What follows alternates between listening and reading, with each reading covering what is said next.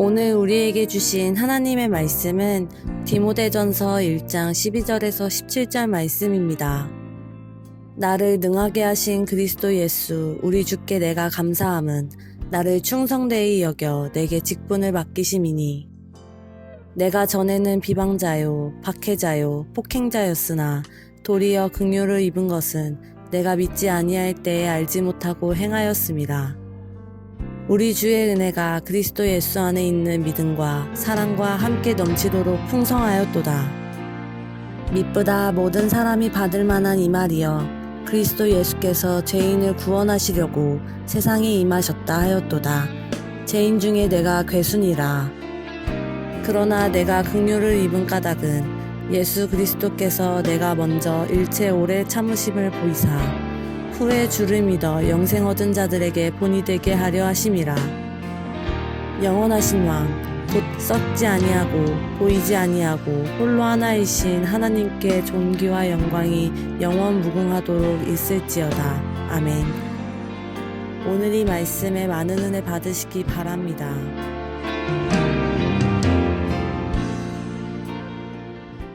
오늘 12절부터 17절까지 저희가 함께 봤는데 우리가 신앙생활을 하면서 여러 가지 중요한 점들이 있는데요. 자기 자신의 믿음 혹은 그리스도인으로서의 자기를 어떻게 좀 표현하고 설명할 수 있는가 하는 점이 중요하다는 점을 여러분들이 오늘 이 1장 12절 이하의 말씀을 통해서 한 번 더 생각하시면 좋겠습니다.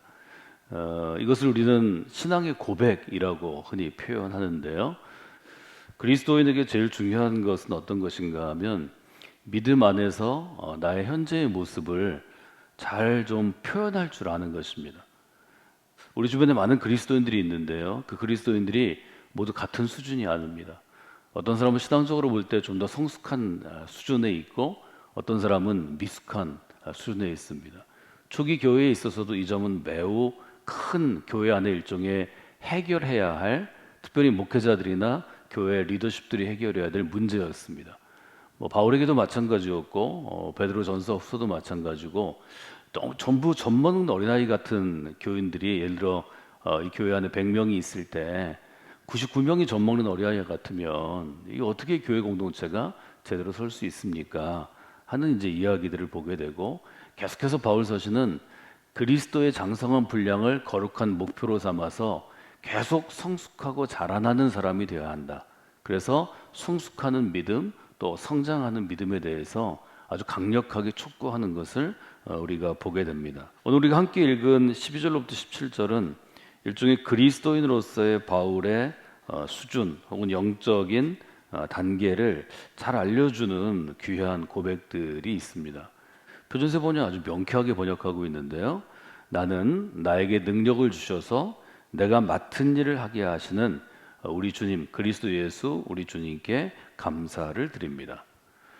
디모데가 이제 디모데의 눈으로 바울을 봤을 때 바울은 대단한 파워 있는 능력 있는 그리스도인이고 또 자기가 따라갈 수 없는 감히 범접할 수 없는 큰 인물이었을 것입니다.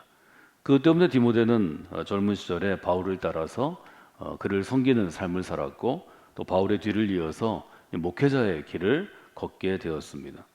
말하자면 바울은 아주 유능한 리더였고 우리가 지금까지 바울의 영향으로 바울의 신앙 해석에 서서 우리의 신앙을 세울 만큼의 아주 위대한 일을 감당한 분이었습니다. 그런데 바울은 디모데에게 자기의 모습에 대해서 굉장히 솔직하게 설명을 합니다. 이 점은 여러분들이 한번 잘 돌아보시면 좋을 것 같습니다. 예를 들어서 13절에 보면 바울은 자기가 어떤 사람이었는지를 이렇게 표현합니다. 내가 이전에는 지금의 모습이 아니고 과거의 모습, 옛날의 모습에는 비방자였고 박해자였고 폭행자였습니다. 이렇게 고백합니다. 실제로 바울은 어떤 사람이었나요? 바울은 유대인 사회에서 보면 대단한 사람입니다. 빌립보의 교인들이 바울에 대해서 바울이 어떤 인물인지를 잘 인정하지 않고 교회 안에 있는 적대자들, 바울을 공격하는 거짓 교사들이 있었는데 거짓 교사들이 바울을 별 볼 일 없는 사람처럼 자꾸 얘기하니까 바울이 너무 화가 나서 자기의 유대인으로서의 일종의 자기 이력, 스펙에 대해서 얘기한 적이 있습니다. 빌립보서 3장은 이렇게 바울이 얘기하는 것을 우리에게 알려줍니다. 나도 육체를 신뢰할 만한 사람입니다.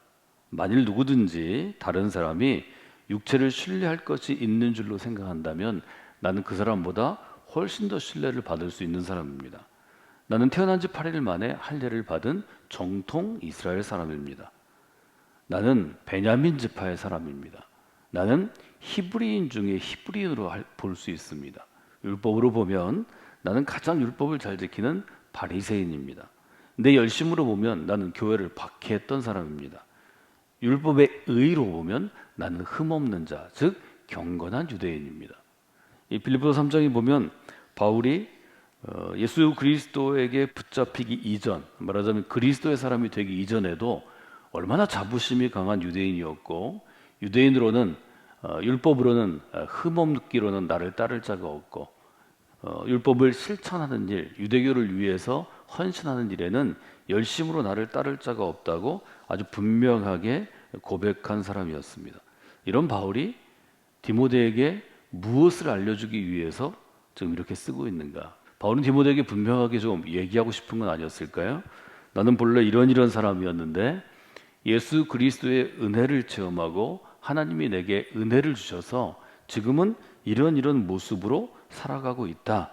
이런 이야기를 디모데에게 분명히 하고 싶었던 것 같습니다. 8일 만에 할례를 받고 유대인 중에 유대인이고 또 바리새인이고 열심히 있는 유대교 리더였는데 그때 자신의 모습을 세 가지 단어로 얘기합니다. 첫째는 비방자라는 단어입니다. 둘째는 박해자라는 단어입니다. 세 번째는 폭행자라는 단어입니다. 이 단어가 다 뜻이 있기 때문에 단어의 뜻을 설명을 좀 간단하게 해드리는 게 좋을 것 같습니다. 여기 비방자라는 헬라어는 어떤 단어인가 하면 말하다, 연설하다 라는 단어와 하나는 다른 사람에게 해를 끼친다 하는 단어의 합성어입니다. 헬라어는 합성어가 많은데요. 이것은 이제 우리가 알고 있는 영어나 프랑스어나 스페인어나 독일어나 하는 유럽어권, 라틴어를 기반으로 한 그러한 유럽의 언어들이 갖고 있는 특징 중에 하나이기도 합니다. 앞에다가 접두어를 붙이고 뒤에 동사를 붙여서 여러 뜻을 갖게 하는데 이 비방자라는 단어는 헬라어의 원어로 하면 어리석은 말을 해서 다른 사람에게 해를 주거나 아니면 있지 않은 말, 거짓말을 내서 다른 사람에게 해를 끼치는 것을 비방자라고 부릅니다. 바울은 어떤 사람이었나요? 그리스도가 한 일을 유대인들이 받아들이지 않도록 아주 각색해서 그리스도의 한 일을 나쁘게 얘기하는 사람입니다. 자기는 그리스도를 비방하던 사람이었다고 분명히 얘기합니다. 그 이유는 유대교를 지키기 위한 것도 있고 또 유대교를 흔들거나 해치는 위기에 대한 대처였지만 그때는 그랬지만 지금은 그리스도의 편에서 보니까 내가 그리스도를 비방했구나. 다른 사람을 비방하는 일은 정직한 사람은 할 일이 아닙니다. 뭐 어떤 종교든 그 종교가 좋은 뜻을 가졌다면 사람을 정직하게 만드는 것이 목적 중에 하나일 텐데 비방하는 것은 정직한 사람은 할 일이 아닙니다. 또 자기의 삶을 비교적 깨끗하고 순전하게 살고자 하는 사람은 다른 사람에게 해가 될 게 뻔한데 뒤에서 나쁜 얘기를 하거나 앞에서 거짓말을 하는 것은 정말 이것은 좋지 않은 행태죠. 바울은 그래서 특별히 초기 교회 가운데 그리스도의 말, 성도의 말이 다른 성도에게 해를 끼치거나 교회에 해를 끼치는 것을 크게 경계한 것을 여러분이 기억하셔야 합니다. 근데 바울은 본인이 자기 자신을 굉장히 좀 깎아내리는 것입니다. 바울은 지성 있는 사람인데 지성적인 사람이 내가 다른 사람에게 나쁜 말을 해서 그에게 해를 주었다고 지금 얘기합니다. 나는 비방하는 사람이었습니다. 두 번째는 박해하는 사람, 박해자라는 뜻입니다. 박해자라는 뜻은 헬라어 자체가 사냥할 때 쓰는 말 중에 하나다. 이렇게 언어를 연구하는 학자들이 주로 설명하는데요. 여기에 사인 헬라어 디오코라는 말은 유능한 사냥꾼이 예를 들어 짐승을 추적할 수 있습니다. 유능한 사냥꾼은 짐승을 추적할 때 아주 필사적으로, 즉 생명을 걸고 추적해서 결국은 그 짐승을 잡는 게 유능한 사냥꾼입니다. 그때 예를 들어서 밥도 먹지 않고 짐승을 잡기 위해서 아주 숲에 숨어 있기도 하고 땅속에 들어가 있기도 하고 자기를 감춰서 오랜 시간 기다리면서 짐승을 추적하는 것이 사냥꾼의 일입니다. 그것은 사냥감을 잡기 위해서, 즉 목표를 위해서 자기가 밥 먹는 것, 또 편하게 자는 것, 눕는 것을 희생하고 그 목적을 달성하는 사람인데, 달성하는 이유가 죽이기 위한 것입니다. 결국 사냥꾼에게 잡힌 짐승은 죽는 거죠. 그것처럼 바울은 실제로 그리스도인을 타깃팅해서 딱 목표로 삼아서 쫓아다녔고 아주 필사적으로 열심을 내서 그 일을 했고 많은 사람을 감옥까지 가두는 사람이었습니다. 그래서 바울에게 박해를 받은 사람은 바울이 복음을 전하는 것을 잘 믿지 못했습니다. 뒤로 돌아서서 수군거렸습니다. 바울은 아주 분명하게 어떤 사람이었는가 하면 사도행전 22장에 보면 4절에 내가 이 돌을 박해해서 사람을 죽이기까지 했다 이렇게 표현합니다. 내가 박해자가 돼서 그리스도를 믿는 사람을 죽이기까지 하고 남자와 여자를 결박하여, 즉 손을 묶어서 체포해서 옥에 가두었다.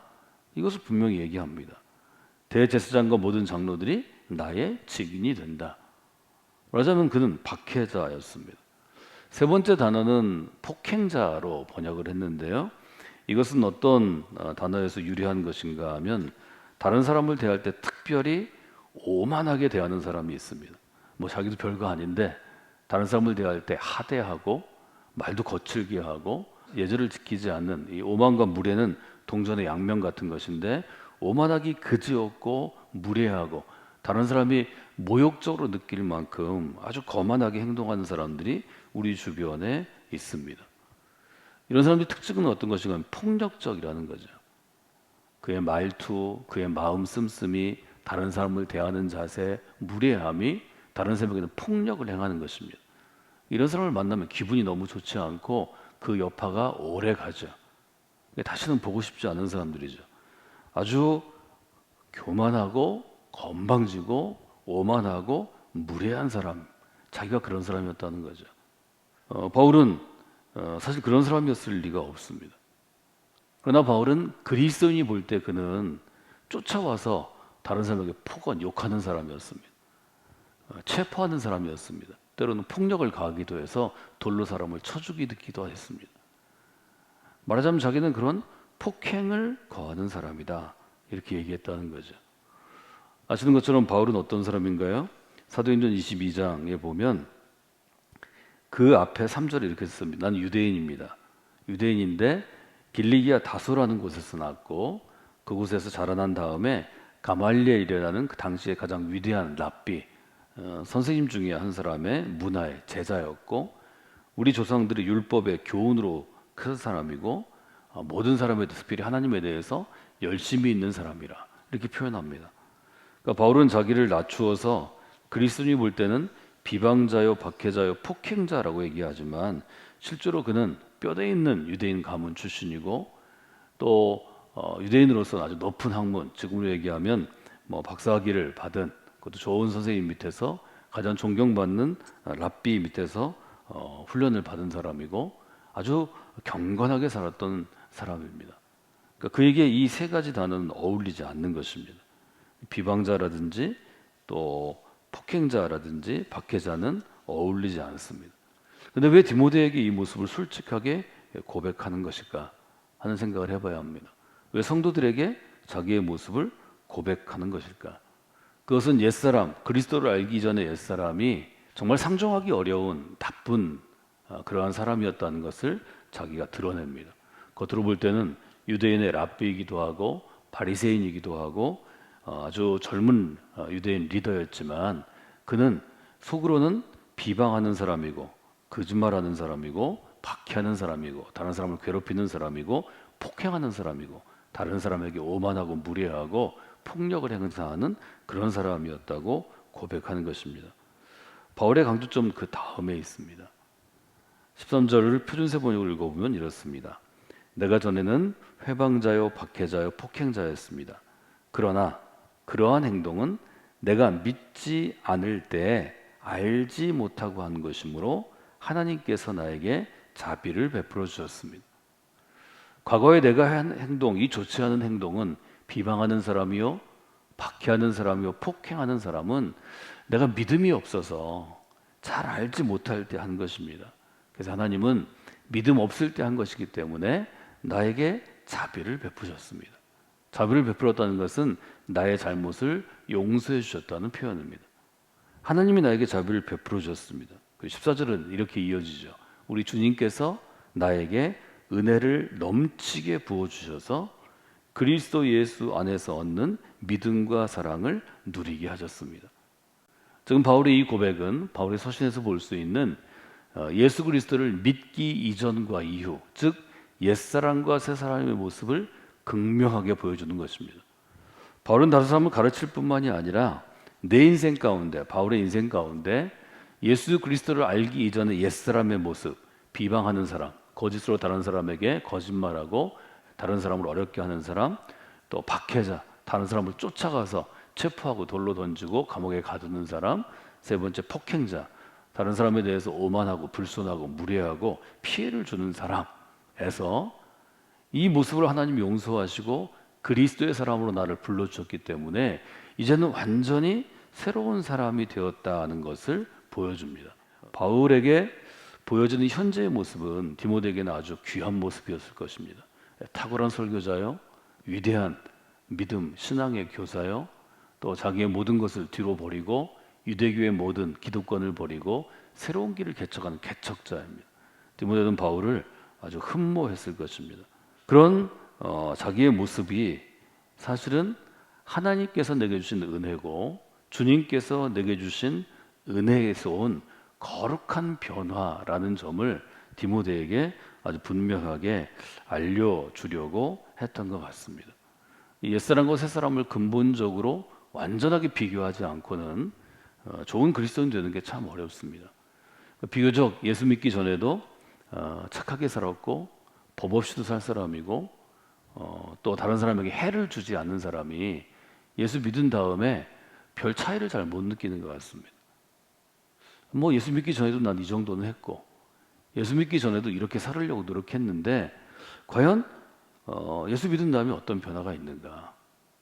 이 점은 신앙의 성장을 저해하는 가장 큰 걸림돌이 됩니다. 오히려 전에 우리가 볼 때 정말 좋지 못하게 살았고 나쁜 생활 많이 한 사람이 예수 그리스도를 믿은 다음에 예배 때마다 울고 무슨 일이 있을 때마다 은혜에 감격하고 무슨 일 있을 때마다 자기 몸이 부서지도록 일하는 것을 우리는 볼 수 있습니다. 사랑하는 여러분, 우리가 눈에 보이는 도덕적인 사회 규범, 윤리적으로 비교적 선한 삶을 살았다는 것이 신앙생활 할 때 좀 걸림돌 되기 쉽습니다. 바울이 열심히 산 사람입니다. 그리스도를 핍박한 것 외에는 유대교 중에서는 칭찬받을 만한 리더였습니다. 그가 아주 분명하게 얘기하는 것을 한번 여러분이 보시면서 믿음 안에서 내 안의 변화가 어떤 것인가, 이것을 어떻게 고백할 수 있는가를 여러분이 잘 돌아보시면 좋을 것 같습니다. 이 부분에 아주 분명한 부딪힘이 있어야 아주 분명한 회심의 변화와 옛사람이었을 때 나의 잘못을 고백하고 인정할 줄 알아야 이후의 새 사람의 삶이 더 큰 일종의 거룩한 변화를 체험할 수 있습니다. 바울은 이 점을 비교적 아주 성실하고 착하게 살아온 디모데에게 아주 분명하게 좀 각인시키고 주지시키려고 했다는 것을 한번 생각해 보시면 좋을 것 같습니다. 그 변화에 대해서 얘기하면서 바울은 몇 가지 아주 중요한 부분에 있어서 자기 현재의 모습에 대한 일종의 감사의 고백을 합니다. 12절로 다시 돌아가 보면 12절의 표준세 번역은 이렇게 번역하죠. 나는 나에게 능력 주셔서 내가 맡은 일을 하게 하시는 그리스도 예수 우리 주님께 감사합니다. 바울이 첫 번째 감사한 것은 어떤 것인가 하면 나에게 능력을 주셔서 감사합니다. 바울이 이렇게 얘기합니다. 근데 바울은 그 당시 유대인 사회에서는 능력 있는 사람이었습니다. 바울만큼 유능한 사람을 어디서 찾겠어요? 그런데 바울이 하나님이 나에게 능력을 주셨습니다. 이렇게 얘기합니다. 여기 능력을 주다라는 헬라어는 일종 이렇게 이해하시면 좋을 것 같습니다. 이제 우리 코트를 입는데 겨울이 되면 유대인들이 입는 게 그런 가운입니다. 목욕 가운 같은 것입니다. 능력을 옷 입다는 것은 능력의 망토를, 능력의 가운을, 능력의 코트를 내게 입혀주셨다, 이런 표현입니다.